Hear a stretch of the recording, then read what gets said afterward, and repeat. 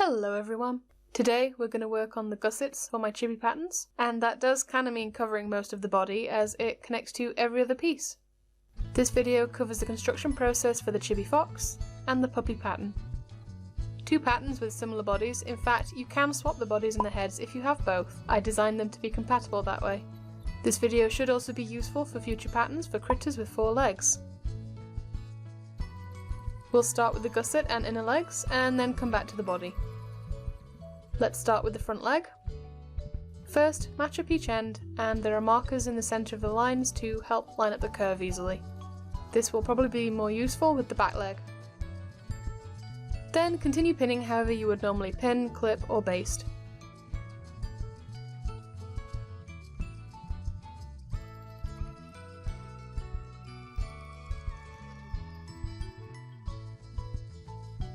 You could pin the back leg too right now, but for the sake of the tutorial we're going to go one step at a time.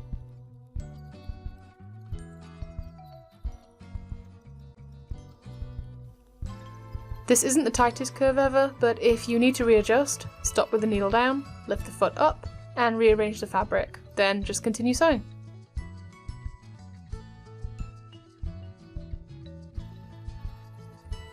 It should look like this when it's done, and it's already refusing to lay flat. I prefer to clip and trim my seams as I go, and there are some instances where I recommend it before proceeding because it will help with arranging fabric later. You can see how the inner leg is now curving around like half a leg should. Now let's move on to the back leg. It's almost exactly the same as the front, but the curve on that leg is a little bit deeper, so I recommend using that centre marker and pinning slow.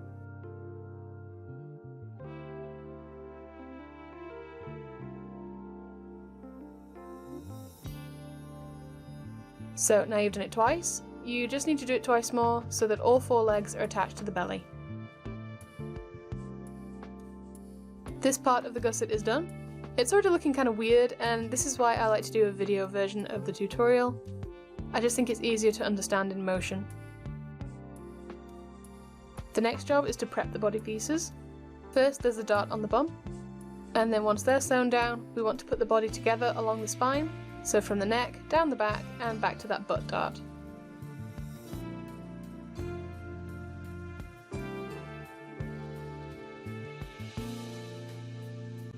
Going one section at a time, starting with the chest. Up at the top, this extra flap is so you can close the neck later if you want, and then down to these markers here. You want to start by making sure this seam is nice and flat. This is why I recommend trimming and clipping or even pressing your seams if you're so inclined. Then you can line it up at the top of the leg, pin up at the top of the neck, and then pin the rest. I'll sew down here to get started, and then we can move on to the front leg, belly, back leg and butt. Chest piece is now on. Now back to that inner leg seam. You want to make sure all your seam allowance is in the right place and start pinning around the leg. For the fox pattern, if you look at the front leg and compare it to its inside counterpart, the inside piece is wider at the top to help the legs be wider and not so noodly. So there's a middle point on the bottom of the feet to help line those up, and if you want to sew each side of one leg at a time to reduce your pin bulk, this is a good pausing point. But for now, let's just go all the way around in one go. For patterns with another piece for the sole of the foot, you will need to sew down the front, stop at the toes, then go from the heel up to the armpit, leaving the bottom open for the paw pieces. Front foot done. The next part is this very easy straight seam for the belly. Clip the armpits to make them easier to move out of the way. It's very simple. Just pin from the back of the front foot until you get to this seam where the belly meets the inner foot. Okay, now we've done the chest, front leg and belly, it's onto the back leg.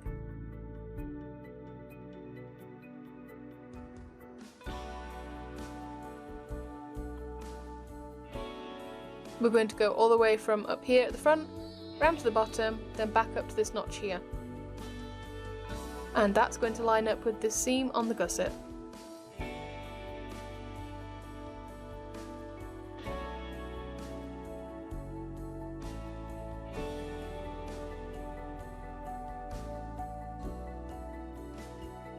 Check it out, this half is nearly done. All that's left is this butt area, which is a relatively smooth line.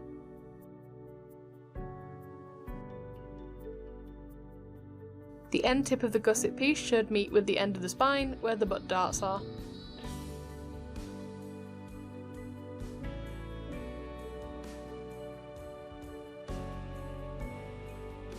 And that is every unique step from front to back covered.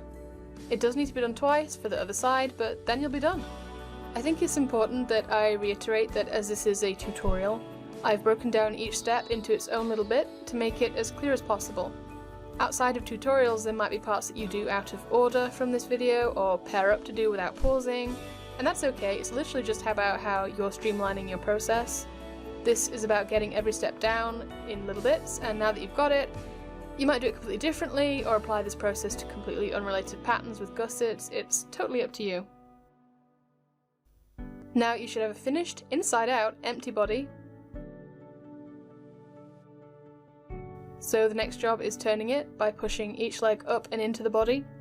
Then push the back legs up through the neck hole so that the rest of the body just follows nice and smooth. Check for any gaps or bunches in your seams, and then you can start stuffing. And that's all I've got for you today on the subject of gussets. You can get any of the patterns mentioned today by visiting my Ko-fi shop. Members get to vote and receive the new designs first. Thank you so much for watching, and goodbye!